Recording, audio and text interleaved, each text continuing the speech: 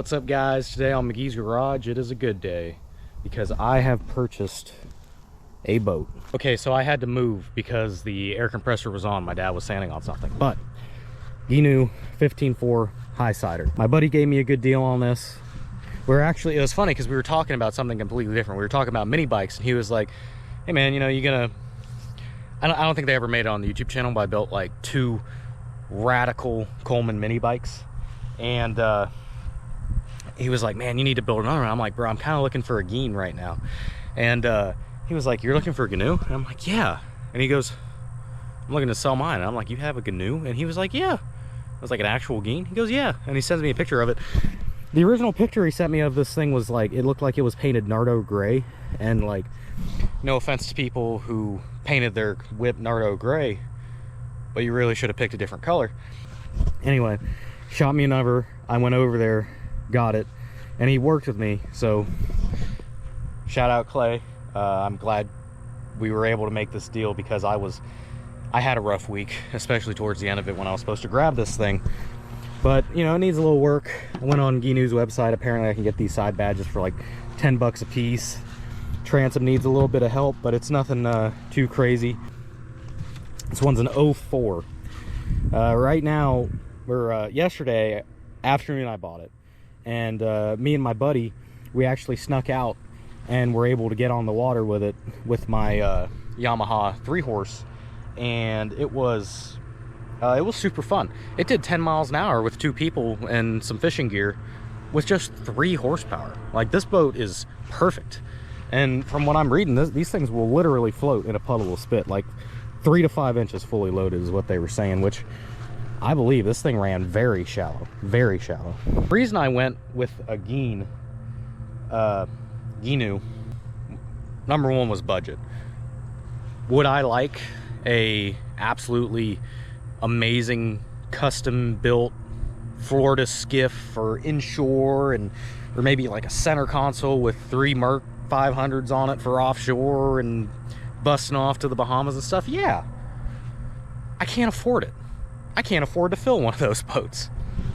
This is what I got. I got this for a cheap price, and it, you know, yeah, it needs a little bit of work, but this thing will run the chain of lakes where I'm at for pennies compared to what some of the boats run.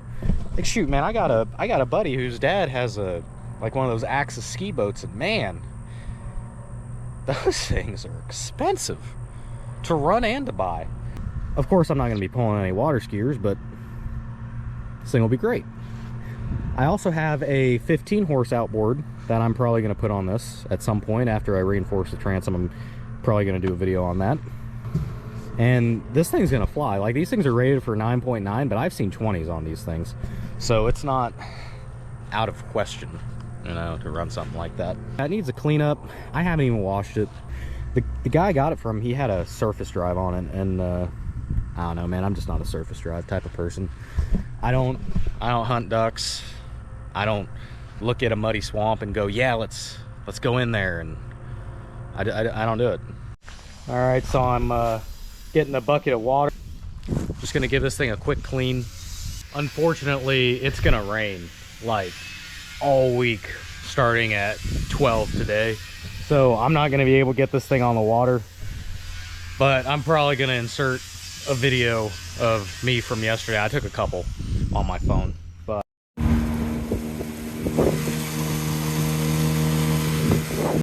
we're gonna give this thing a quick wash, do another once over on it. All right, so we cleaned up the Gheenoe a little bit. It looks all right. It looks a little bit better, you know, knock the dirt off of it.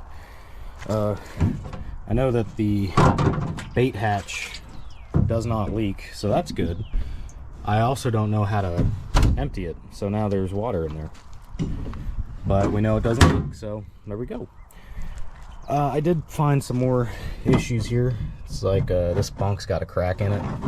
I already ordered the glass and the epoxy and everything because I knew I had to get into this anyway for that, and I wanted to reinforce the transom anyway, so you know, it's really not that bad. Some of the dirt and leaves are still in here. It was full of a bunch of them. It was sitting, I think, for a little while. So overall, I think this thing's going to clean up really nice.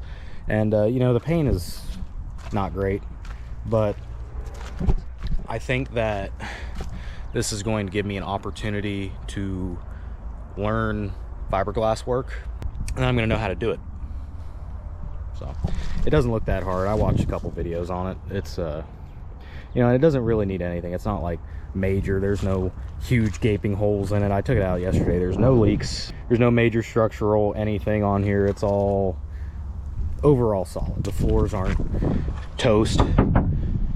It's whatever. So this really ain't anything too wild.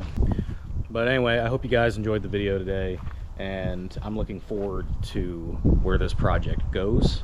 I got some pretty good plans for this thing. Definitely going to be a color change, definitely going to be some transom reinforcement so I can run my 15 and get crazy out there.